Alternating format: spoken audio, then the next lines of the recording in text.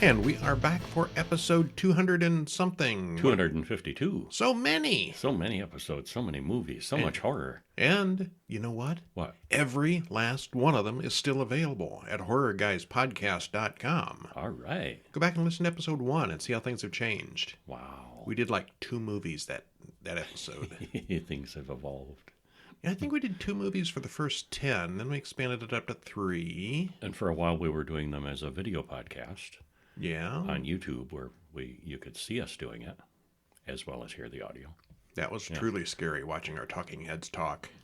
Well, it was kind of talking from the waist ups, not just talking heads. Beats the opposite where you're talking at your... Oh, well, anyway. Yeah. What do we got this week? Oh, we got all kinds of new things and some indie things, and we've got 6 movies this week. We had so many new movies to watch this week, we kind of messed things up. Instead of 4 movies in a short like usual, we did 6 new movies and no short this week. And 1 bonus movie. Only 1 bonus because we ended up having, Well, we got the very new Five Nights at Freddy's, which was a long-awaited making from a video game, a popular video game. Apparently it's a whole series of video games. Okay. And also Exorcist Believer. Believe it or not, there's a whole series of Exorcist movies. Yes, there is. Oh, we knew that. And this is a sequel, I think, where they just kind of pretended some of the other sequels didn't happen. Yeah. And also a indie, The Hive, and another indie, Bloodthirst, and another indie, Beyond the Gates of Hell, and another indie, The Wheel of Heaven. Wow. And an older classic, It's Alive. Yeah. We're not going to actually talk about It's Alive here. That one's for the bonus newsletter at horrorbulletin.com. You can go over there and read that if you want. Otherwise, we will cover all those new movies now. Since these are all brand new movies, you may not have seen all of them, so we're not going to spoil them to death the way we do older things. Yeah, but if you want to see the full spoilery synopsis, it is available on the website. horrorguys.com or horrorbulletin.com if you want them in your email box. So here we'll just give you our opinions and some brief statements about it. All right. Well, probably the most anticipated, most hyped movie, not necessarily by us because we're not gamers, but the biggest horror event of the year probably is going to be Five Nights at Freddy's. From 2023, directed by Emma Tammy, written by Scott Cawthon, Seth Kudibak, and Emma Tammy, stars Josh Hutcherson, Piper Rubio, and Elizabeth Lail. Hour and 50 minutes. Yes, it's almost 2 hours long. Trailer in the show notes. Spoiler-free. What happens? Without spoilers entirely, what do we think? Well, it's a long-awaited adaptation of a video game, like we said, and we were disappointed. We were. Yeah. The premise is interesting. Practical effects are very cool. And there are not that many surprises. And there's too much talk and drama. It's decent, but it didn't live up to the hype. Well, from what I gather... The cast is good. I like Josh Hutcherson in this role as the main guy. But, yeah, it was just meh. From what I gather, the video game series is for kids. It's like a child video game. It's not a grown-up video game like Call of Duty or something. Yeah. So the movie was aimed more towards introductory horror for kids. So they kind of kept it tame, or on the tame side anyway. There's only one brutal bit in the middle there. There is some brutal bits. Not terribly so. Yeah. Yeah, I think it was kind of a boring horror movie and kind of a... Well, there was too much... There's too much horror for it to be a drama and too much talking for it to be a horror. Yeah, too much yakky yak. There were moments where I thought, too much yakky yak. Get on with it. I want more haunted animatronics. I have not played the games, and neither of you, but I cannot imagine the games being all about his childhood, blah, blah, blah, blah, the way the movie is. I don't know. Yeah. Well, okay, so we'll get this started here. We're not going to spoil anything important. But we watch a security guard frantically trying to open a ventilation tunnel. He crawls in as something bangs on the door behind him. Something is coming up, and it's singing. He soon finds himself strapped into a chair with a whirling, saw-bladed mask-looking thing coming down over his face. Credits roll. Okay. That mask torture-looking device thing was never explained. No, it shows up again later, but it does. Yeah. Why is that there? I don't know, but it was read out of the Saw movies. It's very cool. Yeah. Mike and his little sister Abby get up and get ready for their day. Mike is a security guard at a mall, but he's really awful at it and gets fired. Yeah, he overreacts and gets himself canned. According to Steve, his career counselor, he's not very good at anything. Steve does have a high turnover security job for Mike at night, but Mike turns it down. He can't work at night because he takes care of Abby. His sister. Well, then Mike dreams of his childhood, when his little brother Garrett was abducted. Mike's Aunt Jane wants custody of Abby, and she contests his custody in the courts. She's a not very nice person. Mike calls Steve's back and accepts the job.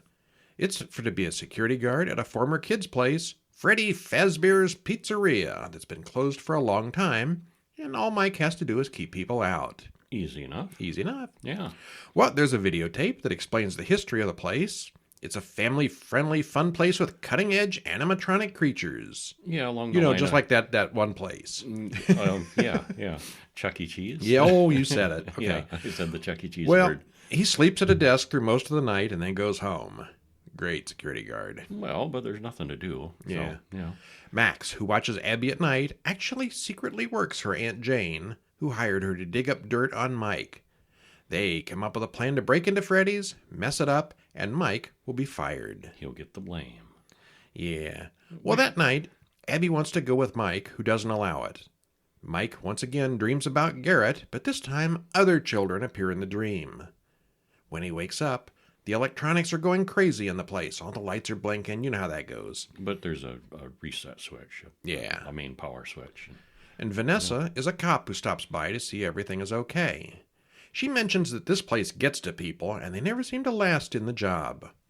She then turns on the animatronic creatures for him. He didn't know how to do that. And they're really something. She also mentions that back in the 80s, a bunch of kids went missing, which is why the place shut down. And in the morning, they both leave. I guess Vanessa the cop has nothing to do but hang around, closed arcades at night. Well, it's on her route, I guess. All right, well, as the sun comes up and Mike leaves, Max's boyfriend Jeff and his buddies Hank and Carl break in and start to wreck the place. Carl finds an animatronic creature where it shouldn't be, and we should stop there. We shouldn't spoil further That's than that. right. Bad things happen. Stuff happens. All right, well, skipping down to the commentary at the end, this was based on a popular video game that neither of us have experienced at all, but we did see Willy's Wonderland from 2021, which has almost exactly the same premise. Nick Cage working at night in a shut-down place like this with animatronic creatures that are coming after him. Yep. Yeah. Also very similar was the Banana Splits movie from 2019. Again, the same thing. Same basic premise. This very popular video game came up with some movies, but it was very slow getting its own movie out. Yeah, it was. Mike is the most terrible security guard ever. He spends all night sleeping, using sleeping pills, and with headphones on. He's pretty useless as an adult as well. Aunt Jane is nasty, but he's a terrible parent from Abby. Other than wanting to save Abby, he has no real redeeming qualities here. He sort of kind of comes around in the end, but he's still kind of a sad sack. But he gets the job done at the end. You said sad sack. I probably said something worse. You said something worse. I toned it down. I toned it down because I didn't think he was that bad. I didn't think he was as bad as you thought he was. Okay, I did not like him. Yeah, I liked him better than you did. It's awfully long, and not much really happens until 45 minutes in. Even then, there's far too much drama with Mike and his backstory, and not nearly enough of the good stuff. Yeah. The creatures here are surprisingly not CGI. They're actual puppets and physical props. Yeah, a mix of puppets and people in suits. Yeah, probably why it took so long. Mm-hmm. Yeah. This may be the most hyped, heavily advertised horror film this year, but in my opinion at least, we'll see what Kevin's got to say here in a minute, Willy's Wonderland was far better. Overall, I agree. I was more entertained by Willy's Wonderland than this. It's been years since Banana Splits, and I don't remember it all that well. But Willy's Wonderland was good. Actually, of the three, I would put Banana Splits as my third place. Okay. Yeah. This one, Freddy's as second, and Willy's Wonderland the first. Yeah. I mean, Willy's Wonderland was clearly a ripoff of this idea. Mm-hmm. But it was a better movie. Yeah. I don't know what they were doing here, but it's not good. Oh, well, moving on. 2023. These are all 2023 films this time. This one is The Hive. Written and directed by Jared Almond. Stars Timothy Haug, Christy Griffin, and Blake Eli. hour and 26 minutes.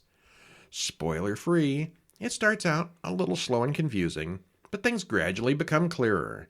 Is this a home invasion thriller? No, not quite that simple. It moves briskly, and it's worth the wait. The production values and acting are decent, and overall, it's a thumbs up. Yeah, I thought so. I enjoyed it. Okay, I absolutely hate the main character. Yeah, and I didn't absolutely hate the main character like you did. Okay. So we're of a different opinion there. I didn't like the main character in Freddy's either. I'm just having a harsh week on these people. You're harshing on the main guys. Well, I don't think we're supposed to like the main character here because the wife, she harps and nags on him, and she's always right. So she's kind of harsh though. You've just taken a half an hour to change this flat tire. I could have done it in 5 minutes. Oh yeah, go ahead. And then she does. Well, okay, that's not harsh. That's truth. Okay. Okay, so give us an idea what goes on here. Well, credits roll as Penny gets dressed up to go out while Elby works on his computer. She comes out looking stunning, but he barely looks up from the book that he's writing. They argue about things, and eventually they leave for the show. Elby is judgmental about Mark the neighbor, not painting his house when Elby's own house needs a lot of work.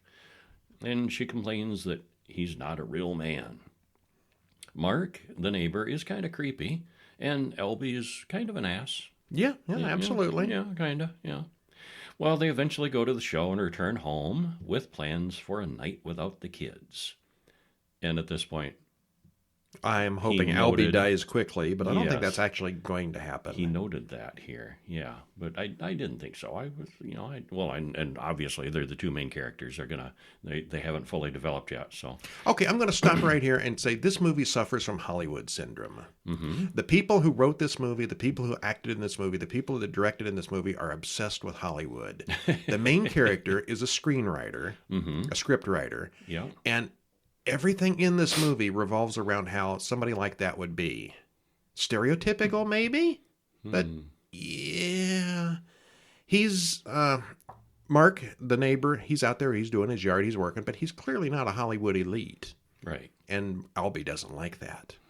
Albie doesn't do any work on his own house. He's one of those people that puts it off until his wife hires somebody to do it. The wife, I don't know that she works or does anything, but she sure is. There's nothing mentioned. Naggy here. She is, yeah. But anyway, okay, so anyway. Well, you mentioned the flat tire that they have on the way home, and he's kind of useless about it, and, she hops in and takes care of it right away. Well, they get home. They're both kind of unhappy and grumpy, and problem is they immediately notice someone's in their house.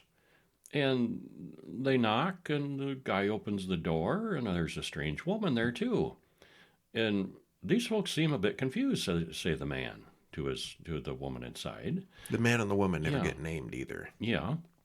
I mean, but they are, absolutely sure that it's their house. And, well, they run outside to Mark, the neighbor, who runs away from them.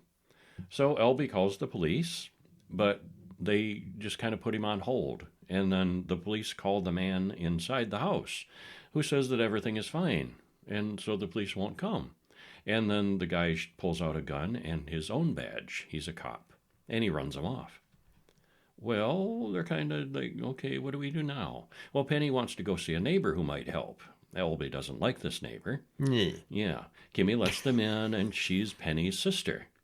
And a note that we had here, we're pretty sure they mentioned at 11 o'clock. And they're going on about how late that is. Everybody's making a big deal about how late that is, which kind of seemed odd. Well, Kimmy, she's kind of weird, and she refuses to let them stay the night. Well, okay. So on the way back home, Penny and Elby argue about what to do next. Elby picks up an axe. Penny freaks out that he would have a weapon. You're not taking that in there. Hollywood. Yeah. Really? Well, he drops it, and they go inside their house, or what might be their house. And the strange man and woman, they're kind of walking around with jerky movements, kind of robotic and acting really weird, and they knock Elby and Penny out without much effort at all. Well, that's probably as far as we should go right now. We probably should. You know what, though? If there's somebody in my house when I get home and there's an axe in the front yard, I'm going to go in with that axe. Yeah, but you're not as liberal as these people were. I think a Penny especially, Ultra looking It's an axe, it's a weapon. I can't do that. Yes, and that's this Hollywood syndrome again. I A think little most bit. people would not be in this situation. Mm-hmm. Surely they have some friends that could come over and help. It seems like it. Albie doesn't like friends. Yeah. Yes, okay. Yeah. I did not find anybody's actions really believable here. But okay, anyway, this is certainly a Los Angeles film.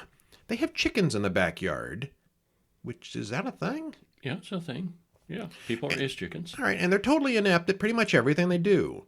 Both the main characters act like they've never seen a weapon before. I'm not sure what the point of making Albie such an unlikable ass from the first scene was all about. This is intentional. This is not just my opinion. I didn't like the guy in Freddy's, but I think I was supposed to. Yes. Albie, he's just a jerk. Mm-hmm. Penny seems fine, but there's clearly something not right with him. As the film progresses, it doesn't really change much. I never did like him.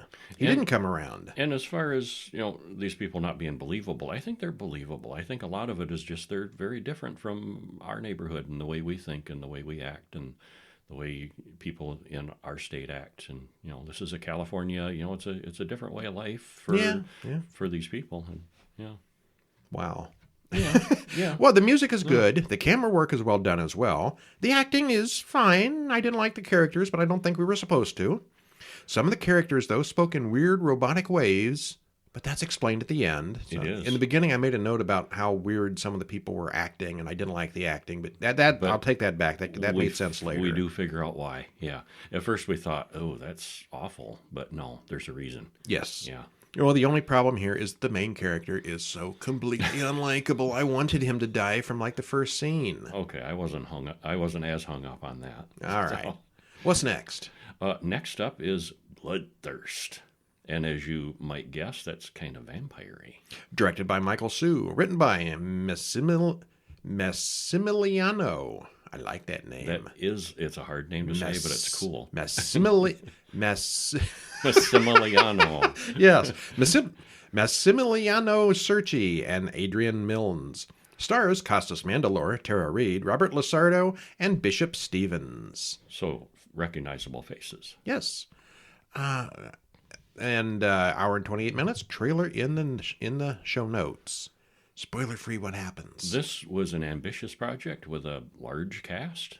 Besides the recognizable faces of the main people, there's a lot of people in this. Yeah. Yeah. The world it's set in is interesting with a script that moves pretty well. The effects are kind of on the minimal side, but they used them really effectively. Our only real criticism was they used a modulated sound mix on some of the vampires' dialogue, and it made them hard to understand.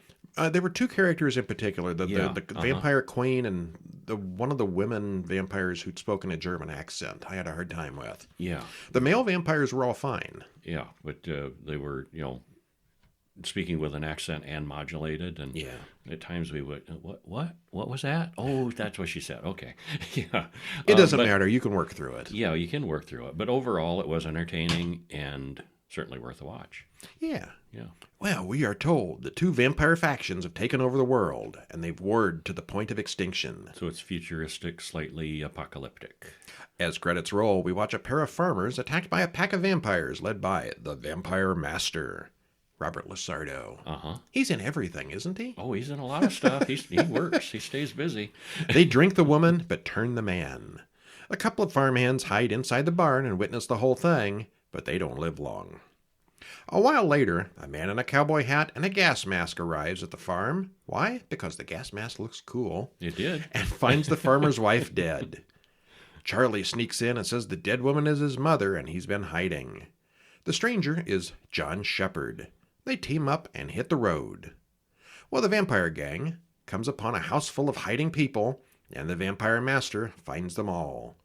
One woman tries to use a cross, but the master just breaks it in half. No crosses here. No, and yet there's the next scene. John and Charlie run into an old woman who has killed a few vampires. She gives John a crucifix, which is odd considering we just saw that they don't really work. Yeah, I guess, it's a matter of faith and is a strong crucifix, I guess, versus Yeah. a weaker one. Yeah, Well, a little inconsistent there. Yeah. well, that's kind of a historical thing. I mean, I've seen vampire movies with Jews with the Star of David scare away vampires and other holy symbols, depending on who you are and what you believe. And I think it was Fright Night too, where Roddy McDowall's character, he was holding up a cross and it wasn't working, and the vampire was laughing at him and said, "You got to have faith for that to work." Yeah. And then he finds his faith, and it does work. Yeah, I think that's not an uncommon thing. Yeah. The vampire queen walks through town with her entourage, and she demands that they respect her. They then run into the master and his group, and together they feast on the humans caught earlier. But then there's this Nosferatu-looking guy who runs the other vampire faction. There's a battle that's been brewing for centuries, and all the sides are recruiting. Did I say Malcolm McDowell? I meant Roddy McDowell. I don't know. I think you said it right. Okay. The Fright Night guy. But anyway, we're talking about this movie.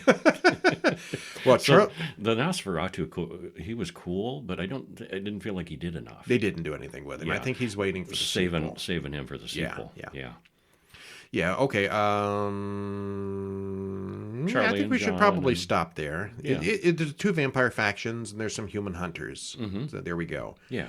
Well, we mentioned already Lots of victims. the voice modulation on some of the vampires made them hard to understand, but we can piece together what they said. It's not a deal breaker. It's a low-budget indie kind of film with decent special effects. The cast here is very large, and the overall acting is pretty good for a film of this type. The story and the world are also interesting. Clearly they put some thought into the faction thing.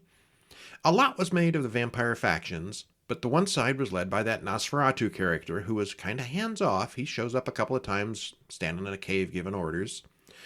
And he didn't really do anything, and it kind of paid off for him in the end of the story. It worked out for him, yeah. But the final shot says coming soon, Bloodthirst 2. So, yeah, getting him might be the plan for next time. And that would make sense. I mean, because if they'd killed off all the factions, what would be, not much for the humans to fight next time. Yeah. Yeah. Yeah, and I got an email from the producer. He mentioned that they had a lot of trouble with COVID. This was filmed during the COVID times, and that caused a lot of issues with this. Okay. Unlike a lot of COVID movies, I really couldn't tell. I had not noticed that. Some COVID movies are clearly, you can tell where they've done. People phoning it in. Yes. Yeah, sometimes literally, or yeah. No, this one I couldn't tell. It seemed good. Yeah, I liked it. Yeah, I wouldn't have guessed that. Which takes us to our next film, Beyond the Gates of Hell. Technically, it finished in 2022. I think it just came out, though. Written and directed by Justin Ferguson. Dustin. What'd I say? Justin. Oops. Dustin Ferguson. Uh-huh. Stars Tracy Burr, Eric Larson, and Brink Stevens. 55 minutes. So it's kind of short. So this is kind of our short for the week. We'll You say could that. call it that really long short. Yeah, really long short. Spoiler free. It's made in an old grindhouse movie style, which includes previews of coming attractions. So yeah, Kevin's like, we looked on IMDb and it was like 42 minutes long, but the DVD says it's 55 minutes long. I think it was these coming attractions is what makes the difference there. Yeah. Uh-huh. Well, the grainy effect enhances the mood and smooths over some of the imperfections. It's clearly a low-budget indie, but it's a thumbs up overall, and we liked it. Mm-hmm. Now, a lot of times, a movie that looks like this, we would pick to death, but I think the way they do the low, grainy, grindhouse look really works here and saves it. Yeah, it makes the whole thing look like, just an old movie, and it works well here. Yes. All right, so tell us about it. Well, first we have coming attractions. We watch some guys in a hazmat suit unleash a horde of zombie skeletons upon the world. Yes, it's a trailer for a new zombie film, and it looked both awesome and garbage at the same time. Zombie Blast Fighter. And this followed by a trailer for a new demon possession film, Don't Eat My Flesh.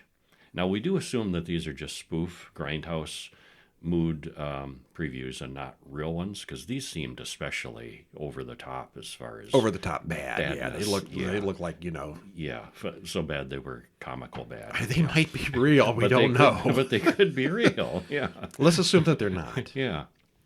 Well, then a woman wakes up. We're in the movie now. Looks for Paul in the dark. She doesn't find him, but she finds something, and credits roll. Well, Cheryl leads Katrina and Ian through their house before handing over the keys. This is one of the few houses in the area with a basement. Cheryl warns them about the history of the place. Ian knew about it, but Katrina didn't. Back in 81, a couple lived there, and some local people burned him alive in the basement thinking he was a Satanist.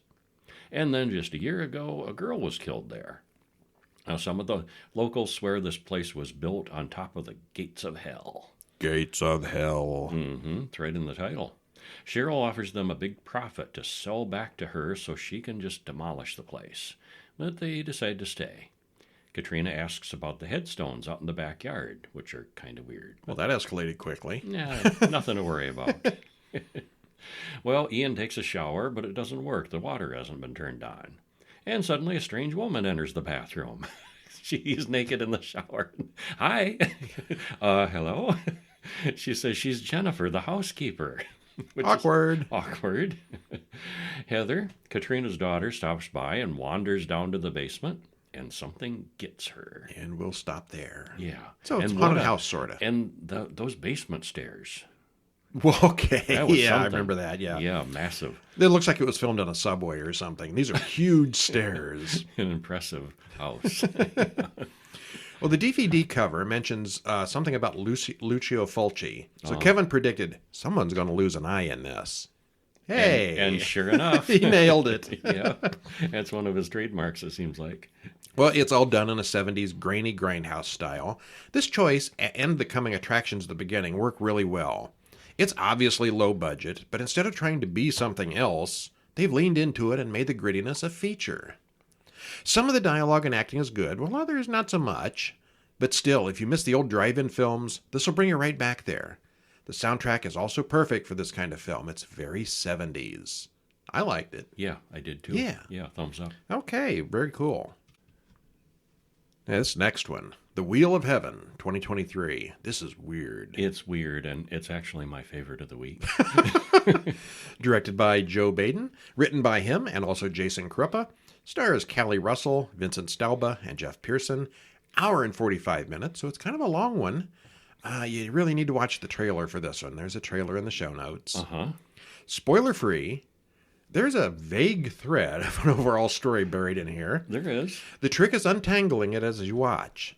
It's a movie with episodes of TV shows and commercials inside it, done in layers, with behind-the-scenes and outtake footage mixed right in. You'd be watching something and suddenly the director comes on and explains something. Or they'll go to the table reading where they're sitting there before they started the filming of the movie, talking about the movie they're going to film. Or you'll just stop and get a commercial. Yeah. If it all sounds kind of confusing, it is. But it's funny and weird and delightful with some horror elements.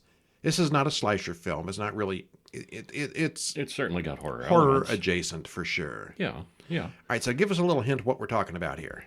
Well, we open with a title talking about a miniseries. Then we go straight to an interview. Which at this point we're like, did we hit make the a mistake? commentary track? Yeah. Well, and it is like a DVD special feature commentary track where the director is explaining the whole thing. He says it's like binging on an old TV show with ads and such, like a late night feature. And he mentions inspiration from Kentucky Fried Movie, which is along these lines, where it's got commercials, spoof commercials mixed in. Eventually, we do get to the start of the story. And we watch the destruction of the age of the dinosaurs. It's all realistic and believable. Well, no, it's puppets and stop motion. Okay, all right. And then we cut to The Blood of the Dinosaurs, which is a prologue to the story that we previously reviewed because that was a standalone short. Yeah, we're not going to talk about that segment here because we did already do a full review on it. There is a link in the show notes to take you to The Blood of the Dinosaurs. Mm-hmm. And then we cut to the Jason Johnson Experiment, a 3-minute show on late-night public access TV. He gives birth, and then it's over. Man, I miss public access TV. Yeah. We used to have this guy who sat around with his Admiral Akbar head on, with just a fish head. Yeah? And he would talk for like a half an hour in that mask. Wow. I don't remember what he said, but I remember that mask. It was just horrible. We never really had the late-night access where I lived. Channel 3, I believe. Yeah, I never saw it. I heard about it, but yeah.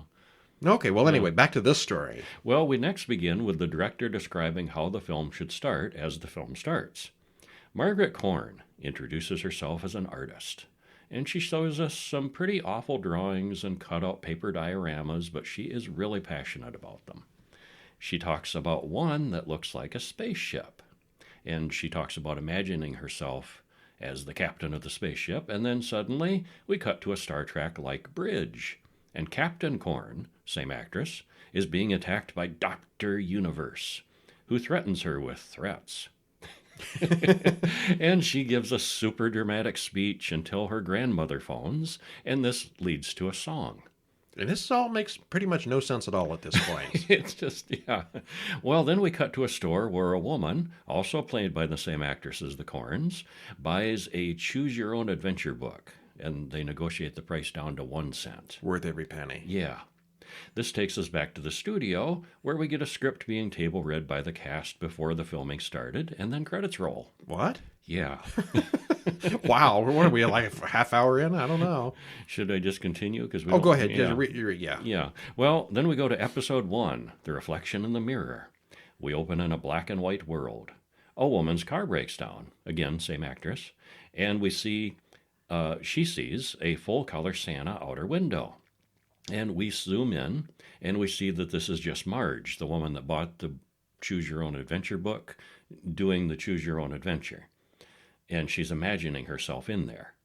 So we return to the adventure story where Marge runs from a strange person in a raincoat. That's all for chapter 1. And then we get a commercial for Skateboard Attorney. And the weirdness continues for almost another hour as various things we've seen before start to tie together. And we're not going to spoil it more than that. I didn't write more than that because I didn't know that I was understanding what was going on in all the cases. Well, it would just be, writing more about random things. Yeah. Kinda, yeah. All right, well, public access TV. It was generally stupid and terrible, but after watching this, I kind of miss it. Mm-hmm.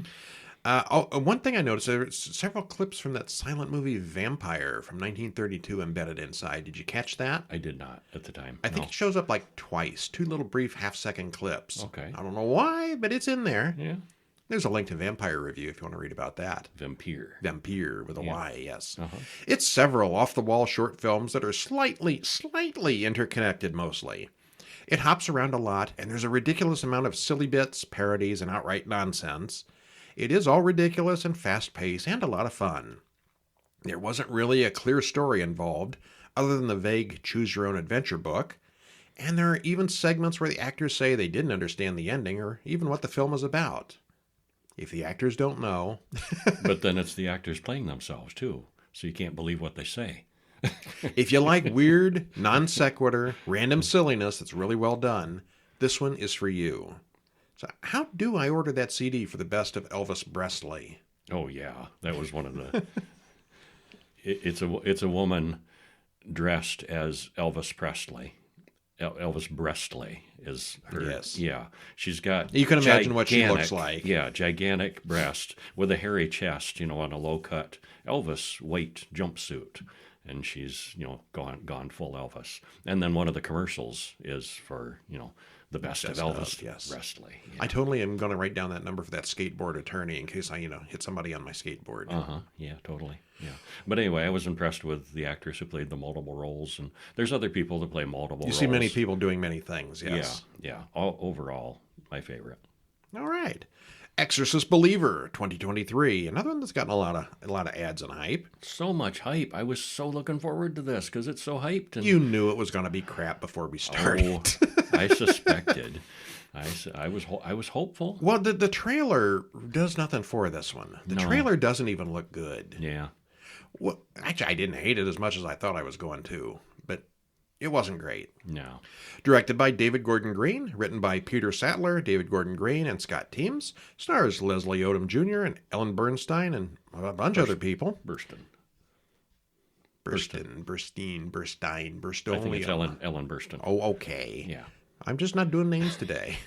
Hour and 51 minutes, trailer in the show notes. Spoiler free, what happens? This was okay in most ways. It was fine. It was fine. It was disappointing. The cast and the direction are skillful. The special effects were impressive. It's just that the first Exorcist movie was original and shocking, and this one isn't. It's just like a modern upgrade of more of the same. There's 2 girls this time instead of 1. wasn't really much as far as surprises or anything new. Every exorcism movie you ever seen is based on The Exorcist in some way. Because so is this. There's this ritual that Catholics do. It's the exorcism. We've seen it once. It was done really, really well that first time. And all the exorcism movies, I don't mean just Exorcist series, I mean anything, is kind of based on that. Yeah. They're never ever gonna top The Exorcist as far as exorcism movies. And they tried to, and yeah. It was meh. Adding two girls does not make it twice as good. No, it didn't. Well, we begin in Port-au-Prince, Haiti, where Seren shops at the market. After that, she goes to a spiritual healer who blesses her baby. We see that she's very pregnant. Victor is there. He's her husband. He doesn't believe in the local blessings.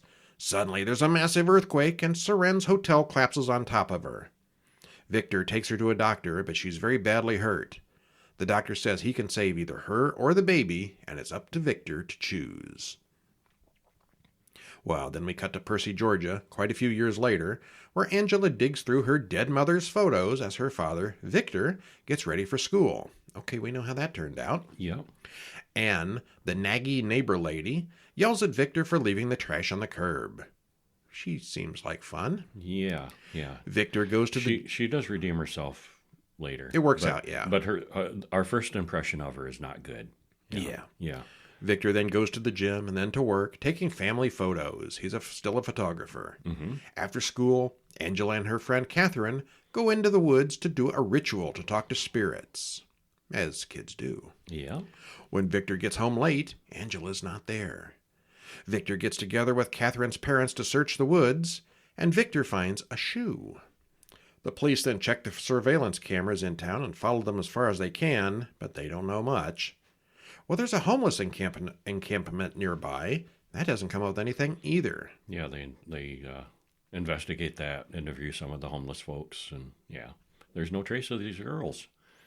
Victor goes home after a long day of searching and finds that Stuart, his friend, has invited Dr. Hive. And autocorrect kept wanting to correct that to Beehive. Of course, yeah. She's some kind of spiritualist to bless the house again. Victor just has not got time for this crap and throws everybody out. Yeah, it's been days now, and yeah, he's at the end of his rope. Yeah. Elsewhere, a farmer and his son deal with a sick cow, and the farmer's son finds the two girls hiding in his barn. At the hospital, Angela thinks she's been gone for a few hours, but it's been 3 days. She doesn't remember anything, but her feet are all messed up. Same with Catherine. They do a bunch of tests, and neither girl shows any sign of assault. We start seeing some weird stuff around Angela. Mm-hmm. Neither one acts quite right. In the morning, Angela has wet the bed, which is not normal for her because she's like 16 or so. Angela attacks Victor and then goes into a seizure. Her fingers and toenails are all torn up, which no one can explain. Catherine and her family then go to church like they always do, and Catherine isn't looking super healthy either. When communion time rolls around, Catherine has snuck out. During the rest of the sermon, Catherine comes back in, and she's clearly not quite right. Yeah, there's a bit of a scene there. Leading to exorcism stuff. Yeah, we should probably stop there. Yeah. Well, it's a modern continuation of the original demon possession film. And they brought back, and if you have seen the original, you remember that Regan's mother went through all this, and she is here. She's here as a sort of a consultant. That's Ellen Burstyn. Yeah, she's back. Well, it's well acted and well written. It takes many of the tropes and brings them back in new ways. Still, the first film was shocking and original. This is what you would call, technically, the technical term is more of the same. Yeah, pretty much. There's nothing here that shocked either of us. This time there are two of them, but that doesn't add much. Yeah. The music is sort of reminiscent of the theme of the original, but it's different enough that it's not as effective. Not nearly. No. There's some piano music that kind of, it's not the same. Enough where you can recognize, hey, that's the original theme, and they're not really doing anything but it's not really. Yeah. The special effects are fine. I mean, there's not a huge amount of special effects in this movie, just like there weren't in the, well, I guess there were. Oh, yeah. Yeah. Well, not a lot of CGI, at least. Yeah, practical effects. Well, this time, they make it clear that the devil isn't only afraid of Catholic priests. Most every culture has some kind of an exorcism ritual, and they all can work. For a long time, they had the Christian guy there. They had the weird beehive lady. Mm-hmm. They had... And the neighbor, she was kind of And the neighbor, she was new kind of, agey. yeah. And they were all working on it, and it was doing something. But then the Catholic priest shows up. They're like, "Oh, thank God, he's here. We can do it right now." Oh, and that doesn't go well kind at of all. derailed. Yeah, that goes they were off the doing rails real quick. good with the everybody is right, but then all of a sudden it was all about the Catholic. Fortunately, that didn't work out so well either. But you can tell that they lost that message somewhere in there. Yeah, they did. Yeah, overall it was fine. It was okay. Yeah. I wouldn't anticipate it. I wouldn't absolutely recommend it. There's nothing wrong with it. It's just more of the same. Yeah. Yeah. Well, that's it for this week. If you want to read about It's Alive, the killer baby movie from 1974, you can check that out over at horrorbulletin.com. That was a good one. I will say that. Yeah. I will say that about it. I wonder if It's Alive actually went out on the newsletter, because it's not here on this, It's not is here it? in the newsletter, is it? We might have had a technical glitch We may have there. to put that one out next week. Yeah. I'll have to check on that. Anyways, stop in over at horrorguys.com to read the full spoilery reviews if you want to. Otherwise, next week we will have some other good stuff. And if you get a chance to see the Wheel of Heaven, do so. Yes. Because Yeah. It's weird. Yeah, that's Okay, you like that the best. This week, Yeah. I think I liked Five Nights at Freddy's, Exorcist Believer, The Hive, Bloodthirst, Beyond the Gates of Hell, The Wheel of Heaven. I'm going to go with Beyond the Gates of Hell. Okay. I like that better than Five Nights at Freddy's or Exorcist Believer. Well, actually, those two, the big, big, huge movies are my least favorites of the week. This time, yes, I would have to agree Yeah. with that. Yeah. Yeah. Okay, so next week we're going to have more stuff. I know The Nun are. 2 is going to be on there next week. Ooh. We're going to start watching Hostel films. Uh-huh. Just one next week, but we'll get to the others. There's 3 of them. And a couple of oldies, Okay. at least. Well, I'm Brian, And I'm Kevin. and we'll see you next week. See ya.